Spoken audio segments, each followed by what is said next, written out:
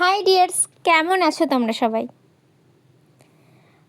আমি তোমাদের সাথে সব সময় আমার ভালো মুহূর্তগুলো শেয়ার করে নিই, কারণ আমার মনে হয় ভালো মুহূর্ত শেয়ার করলে আনন্দ দ্বিগুণ হয়ে যায়।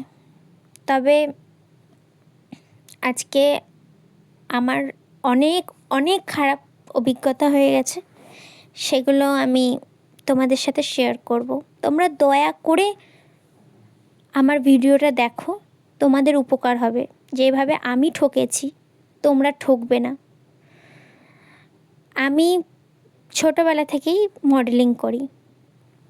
আমার মাসির মেয়ে মেকআপ আর্টিস্ট, তো আমাকে সাজিয়ে দিত। আমি ছবি তুলতাম, ভিডিও করতাম, আমার খুব ভালো লাগতো।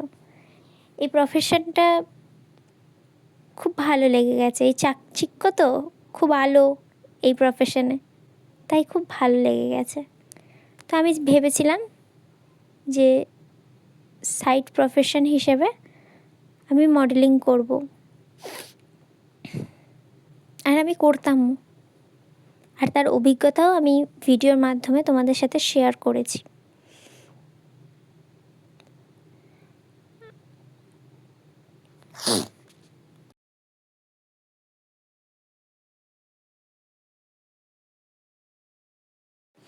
একটা স্টুডিওতে আমি দুবার কাজ করি।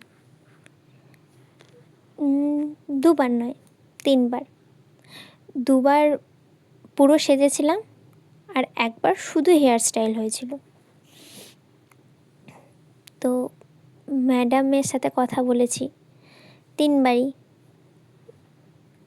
আমি ম্যাডামকে আমার নাম্বারটা দিয়ে এসেছিলাম, বলেছিলাম দরকার হলে ম্যাডাম যোগাযোগ করবেন, কারোর দরকার হলে বলবেন, আমার নাম্বারটা দিয়ে দেবেন তাকে, তাহলে আমার খুব উপকার হয়।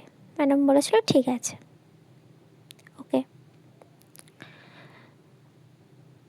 তারপরে ম্যাডাম নিজেই আমাকে একদিন ফোন করলেন, বললেন প্রফেশনাল হেয়ার স্টাইল হবে। আমাকে বললেন 200 টাকা দেব। আমি অ্যামাউন্ট বলি না, কিন্তু এক্ষেত্রে বলতে হবে আমায়। তোমাদের ভালোর জন্য আমি বলবো।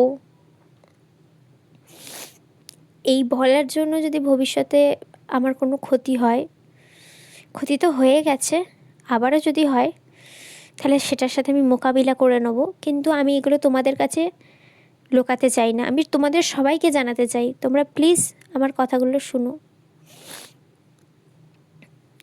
তো আমি দুপুরবেলায় আমাকে ডাকা হয়, আমি দুপুরবেলাতেই যাই।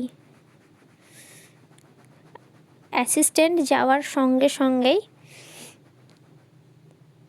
আমাকে পুরো মাথাটা ঘেমে ভিজে গেছে, সে অবস্থাতে ক্রিম্পিং করা স্টার্ট করে দেয়। ওকে, আমি না ওইদিকে বেশি আগ্রহ দেখাইনি। আমি চুপ করে বসেছিলাম, আসলে খুব ক্লান্ত হয়ে গেছিলাম, সাইকেল চালিয়ে এসেছিলাম তো তাই। আর ওখানে না বেশি লাইটও জ্বলছিল না, এসি তো চলছিলই না। এসিতে নাকি স্প্রের গন্ধ চারিদিকে ছড়িয়ে যাবে, তাই জন্য। হ্যাঁ, ফ্যান চলছিল মনে হয়, আমি মনে করতে পারছি না, তবে এসি চলছিল না। আমি অন্য একজনের কাছ থেকে জল চেয়েও খেলাম। ওখানে ম্যাডামের কাছে অনেকজন মেকআপ শিখতেও এসেছিল। ম্যাডাম আসেননি তখনও, ম্যাডামের অ্যাসিস্ট্যান্ট আমার ক্রিম্পিং করে। সেই ক্রিম্পিংটা করা হয়ে যাওয়ার পরে ম্যাডাম এসে আমার হেয়ার স্টাইল করে, যেই ভিডিওটা তোমাদেরকে আমি প্রথমেই দেখালাম। আমার চুলটা পার্মানেন্ট ক্রিম্পিং হয়ে যায়। আমি বাড়িতে এসে বারবার ধুই, মা আমার মাথাটা ওয়াশ করে দেয় শ্যাম্পু দিয়ে। অনেকক্ষণ ধরে আমরা ওয়াশ করি, একবার মাও করেছে, যায়নি বলে আবার আমি করেছি। তারপরে একবার আমি মাকে ডেকেছি, মাও করে দিয়েছে। কোনো কিছুতেই আমার চুলটা ঠিক হয় না, স্ট্রেট হয় না, সফট হয় না। আমি অপেক্ষা করি, চুলটা আমার ফেঁপে যায়, চুলটা আমার ঠিক হয় না। আমি ভাবি যে পরের সপ্তাহে তো ছুটির দিন আসবে, তখন আমি ছুটির দিনে আমি হেয়ার কেয়ার করবো, সব ঠিক হয়ে যাবে। তখন তো আমি শুধু শ্যাম্পু লাগিয়েছিলাম, পরবর্তীতে আমি কলা, মধু, aloe vera gel, vitamin E capsule, মেথি সব অ্যাপ্লাই করব আমার হেয়ারে, সব ঠিক হয়ে যাবে। ঠিক হলো না। পরবর্তীতে আমি তেলও অ্যাপ্লাই করলাম, ঠিক হলো না। ম্যাডামকে যখন জানালাম, ম্যাডাম বলল যে ঠিক হয়ে যাবে, তুমি আবারও দই, তেল এগুলো মিশিয়ে অ্যাপ্লাই করো, রাখো। করলাম, ঠিক হলো না। ম্যাডামকে যখন আমি কমপ্লেন করছি, তখন ম্যাডাম আমাকে বলছে, আমি বলেছি যে আনপ্রফেশনালের মতো আমার আমি বলেছি যে আনপ্রফেশনালের মতো কাজ করা হয়েছে আমার চুলে। তখন ম্যাডামের খুব গায়ে লেগে গেছে। ম্যাডাম বলেছে আমার চুলটা ঠিক করে দেবে। আমি গেছি, বলেছে নাহলে 2-3 বার করে ঠিক করে দেওয়া হবে, মানে আসবে 2-3 সপ্তাহে একদিন করে, এরকম 2-3 বার গেছি। যার পরে আমার চুলে ওয়াশ করে দেওয়া হয়েছে, শ্যাম্পু করে দেওয়া হয়েছে, কন্ডিশনার লাগানো হয়েছে, স্ট্রেট করে দেওয়া হয়েছে, মানে স্ট্রেটনার দিয়ে স্ট্রেট করে দেওয়া হয়েছে, পার্মানেন্ট স্ট্রেটটা নয়। তারপরে ওটা ক্রিমটা লাগিয়ে রাখা হয়েছে, তা কোনো কিছুই ঠিক হয়নি। জল দিয়ে ধোয়ার পর যেরকম কি সেরকম।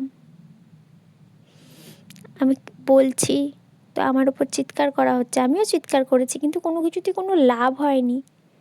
ওরা ওদের দায়িত্বটা নেবে না। ওরা ওদের দিক দিয়ে বলছে যদি ফাউন্ডেশন মেখে তোমার মুখে র্যাশ বেরোয়, তাহলে তুমি ফাউন্ডেশনের কোম্পানিটাকে কি বলতে যাবে, দোষ দিতে যাবে? আচ্ছা, এই রকম অযুক্তি কথা, মানে এরকম অযুক্তিপূর্ণ কথা আমি কি উত্তর দেব বলুন তো? তোমরাই বলো, কি উত্তর দেব? আসলে আমার একদম ব্লগে কথা বলার অভ্যাসটা চলে গেছে। আমি আপনি তুমি মিশিয়ে বলছি, মাফ করে দেবেন। আমি ওখানে ওদের ভুলটা দেখিয়েছি, কিন্তু ওদের মধ্যে কোনো অনুশোচনা নেই। ওরা শুধু আমার উপর চাপিয়ে গেছে যে ওয়েদারের দোষ, তোমার চুলের দোষ, এগুলো চাপিয়ে গেছে। আমার চুলটা পার্মানেন্ট ক্রিম্পিং হয়ে গেছে। আজকে আমি ভিডিওটা এডিট করছি 1.5 মাস পর, এখনও আমার চুলটা ক্রিম্পিংই আছে। আমি আমার চেনা পার্লারে দেখাই, তো ওখান থেকে বলে 100% श्योर मैं ঠিক कर दूंगी। আরে হিন্দি কেন বলছি, পাগল হয়ে গেছি আমি। আমি জিজ্ঞেস করলাম কত টাকা লাগবে, চার্জেস কীরকম কী আছে, তখন বলল 6,000 টাকা। তো আমি একবারে সেটা দিতে পারবো না, বললাম 2 মাসে দিতে পারবো কি? বললো হ্যাঁ। আমি বললাম 5,000 টাকায় যদি হয় তাহলে খুব আমার সুবিধা হয়। তো ওরা রাজি হলো, 100% গ্যারান্টি দিয়ে বলেছিল ঠিক হয়ে যাবে। বলো 2-3 বার আমি প্রোটিন লাগাবো চুলে, ঠিক হয়েই যাবে গ্যারেন্টি। এরকম কত চুল ঠিক করে দিলাম। তারপরে আমাকে দুপুরে ডাকলো, বললো 8 ঘন্টা টাইম লাগবে। আমি ছুটির দিনে গেলাম, হলো না আমার চুলটা ঠিক। আমাকে প্রথমত বলেনি যে পরের দিনও এসে মানে ক্রিমটা রাখতে হবে 24 ঘন্টা, এটা আমাকে বলা হয়নি আগে। তো আমি এটা বলার আগেই আমি হাফ টাকা মানে 2,500 টাকা পেমেন্ট করে দিয়েছিলাম। তারপরে আমাকে বলা হয়। আমি ভেবেছিলাম চুলটা যেমন স্ট্রেট, মেলাতে গেলাম দেখেছিলে তো চুলটা আমার স্ট্রেট হয়ে গেছিলো, তো আমি ভেবেছিলাম এটাই আমার পার্মানেন্ট। তখন লাস্টে বলে না, তো তো ওরা আমাকে আশ্বাস দেয় যে তোমার চুল পুরো ঠিক হয়ে গেল, বেঁচে গেলে এবারের মতো। আমারও মনে হলো বেঁচে গেলাম। এরপর মানে যদি কাজ হয় তাহলে টাকা দিতে অসুবিধা হয় না। অসুবিধা হয়, কিন্তু সে অসুবিধাটা মেনে নেওয়া যায়। কিন্তু পরের দিন যখন চুলটা ধোয়া হলো, যেমন কি তেমন, তারপরে আমি ম্যাডামকে বললাম। ম্যাডাম বিরক্ত হলেন, আমাকে পরের সপ্তাহে আসতে বললেন। পরের সপ্তাহে নিজেই এলেন না, আবার অনেক দিন পর আসতে বললেন আবার চেষ্টা করবেন। আবার চেষ্টা করা হলো। তোমরা নিশ্চয়ই ভিডিও দেখে বুঝতে পারছিলে যে আমার কতটা কষ্ট হচ্ছিল। খুব জোরে জোরে আমার চুলটা টানা হচ্ছিল। আয়রন করছি, কী সব বলছিল। আমি মনে করতে পারছি না। আমি একদম ভালো নেই। আমি আয়নার সামনে আমার ক্রিম্পিং চুলটা দেখতে পাচ্ছি না। হ্যাঁ, আমি যেহেতু হেয়ার কেয়ার করি, প্রোটিন ট্রিটমেন্টটা করা হয়েছে, যেই চুলে আমার ক্ষতি হয়ে গেছিলো, ক্ষতি করা হয়েছিল, সেটার জন্য আমার চুলটা ওই খড়ের মতো আর নেই, সফট হয়ে গেছে। তবে চুল আমার অনেক কমে গেছে, মাঝখান থেকে ভেঙে গেছে। তো ওই পার্লারই আমার কেটে দেওয়া হয়, মানে খুব ভেঙে গিয়ে বাজে লাগছিলো, সেটা কেটে দিয়েছে, নিচ থেকে অনেকটাই কেটে দিয়েছে। চুলটা আমার অনেকটা ছোট হয়ে গেছে।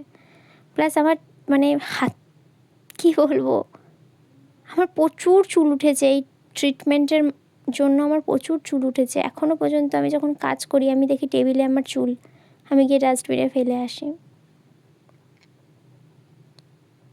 আমি খুব সমস্যার মধ্যে দিয়ে যাচ্ছি। হ্যাঁ, নরম আছে,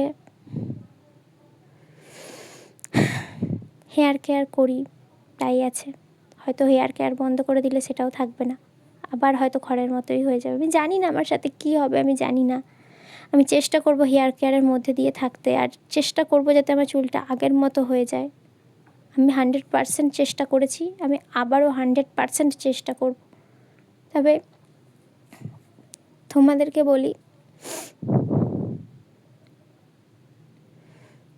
তোমরা